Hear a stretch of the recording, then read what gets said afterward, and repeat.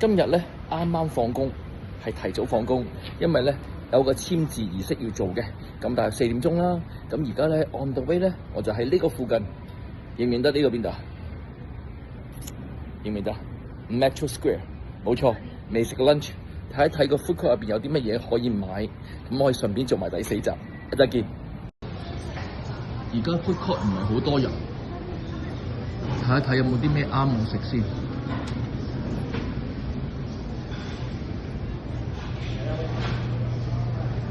可能有時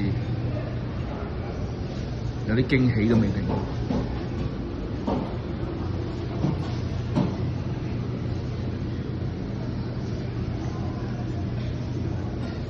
揀咗生存，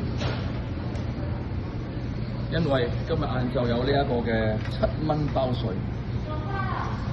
清補兩雞湯，價錢點都唔會輸啦。好，睇一睇今日星期三，晏晝呢個7點唔係7點，即係話7蚊呢一個嘅蘿蔔牛腩飯，咩情況？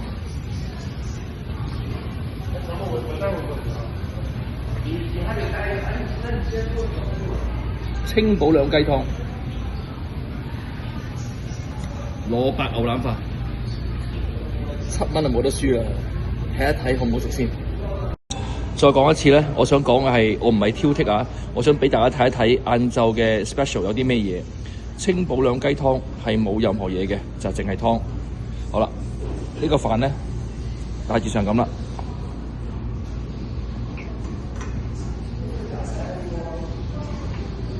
個人覺得7蚊嚟講咧 OK 喎，OK 喎，食咗就話俾大家聽。唔可以要求太多，因為其實你唔可以 expect 7蚊有個湯或者豆漿，或者呢個嘅蘿蔔牛腩飯有好多雞味，咁我覺得佢係普通咯，即係7蚊，始終都有句説話7蚊。嗱，蘿蔔牛腩咧，呢個就睇睇啦。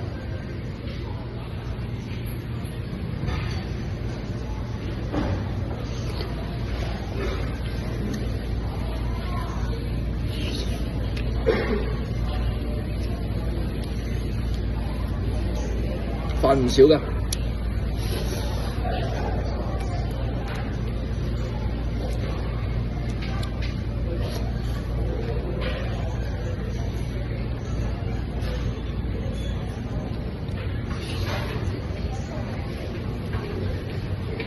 個人覺得如果用7蚊作為一個標準嘅話咧，我覺得係抵嘅。即係個盒個飯盒個盒都唔少啦，你睇下，睇多次。仲有蘿蔔喎，仲有牛腩喎。我平時好少話會喺呢個鐘數出嚟食嘅，因為多數翻緊工啊嘛。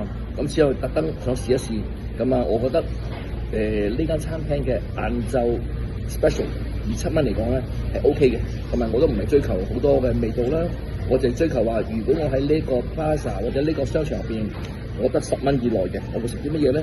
咁所以咧，我覺得我今日揀呢一個係 base on 價錢嚟講係合格嘅。咁究竟我今晚會食啲咩咧？一陣間我俾大家聽。到 Metro Square 世紀廣場咧，冇理由唔去呢個地方嘅，不過就驚啲肉咧會壞嘅。唔知你有諗到我去邊咧？冇錯，梗係要嚟睇一睇究竟咁耐之後佢哋嘅包有冇加價啦？有人等緊位喎，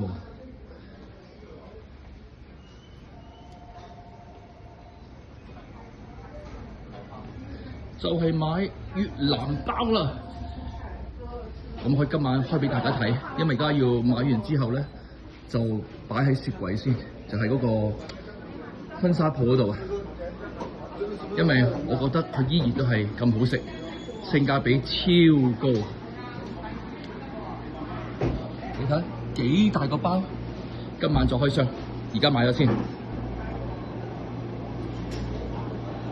5蚊又唔好要求太多，但係真係好多料。好啦，揸到車過嚟啦，咁啊記住嗰7蚊咧，我冇話好食啊，費事有啲人會話我啊，我只係為咗7蚊，咁我會買乜嘢啫？好啦，而家嚟到做嘢嘅地方，蘭攝影，咁啊做簽字之後就翻屋企睇一睇我哋嘅越南包仲係唔係咁抵？因為咧呢個越南包其實好多 KOL 咧，好多嘅美食家咧喺多倫多做過嘅。咁嗰個時候咧係好長好抵，因為5蚊到今時今日都係5蚊。OK， 咁啊究竟入邊係咪都係咁多肉咧？做完嘢翻屋企開箱俾大家睇下先。藍攝影呢個就係花啦。咁之後咧佢哋個 studio 喺後邊嘅。呢個就係我攝影師啦。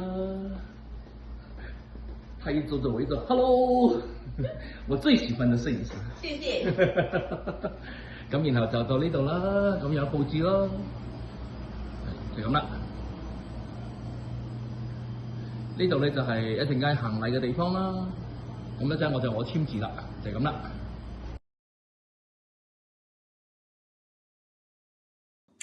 好啦，啱啱開咗個越南包，咁啊紅色就係辣嘅，藍色就係唔辣嘅。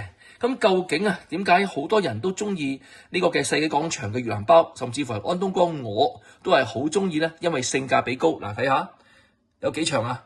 大約11寸，啲料係好足嘅嚇，啲料係好足嘅。咁係幾錢？5蚊。咁仲想點啊？今時今日如果我哋去買嗰啲Subway咧，咁嗰度都起碼10幾蚊㗎，但係而家5蚊就可以食到咯喎。咁當然啦，我只係咁啱經過，咁我覺得冇理由即係嘥咗個機會㗎。所以今日安東哥晏晝食呢一餐咧係7蚊呢一個嘅特價蘿蔔牛腩飯。係 base on 價錢，所以我係買咗呢7蚊，即係用咗7蚊啦。至於呢個麵包，我知不嬲好食嘅，咁但係我覺得冇理由唔買嘅，咁所以再加埋5蚊呢一個嘅性價比實在太高啦，咁所以咧我又決定買埋個包，所以我用咗12蚊。咁啊，今集第4集，咁希望有機會去到第5集啦。